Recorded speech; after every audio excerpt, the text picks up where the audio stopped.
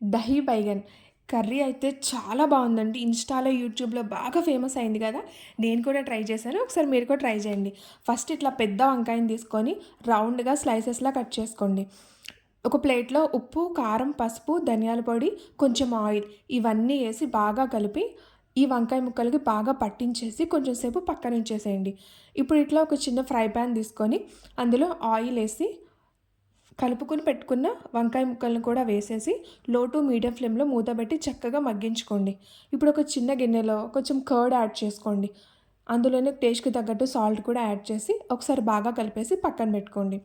ఇప్పుడు ఒక చిన్న కళాయి తీసుకొని తాలింపు కోసం అందులో ఆయిల్ యాడ్ చేసి ఆవాలు, జీలకర్ర, ఎండుమిర్చి, కరివేపాకు, ఉల్లిపాయలు, కొంచెం కారం ఇవన్నీ వేసి బాగా కలిపేసుకోండి. ఇప్పుడు ఫ్రై చేసుకున్న వంకాయ ముక్కల్లో పైన కర్డ్ యాడ్ చేసేసేయండి. కర్డ్ వేసిన తర్వాత తాలింపు కూడా వేసేస్తే కర్రీ సూపర్!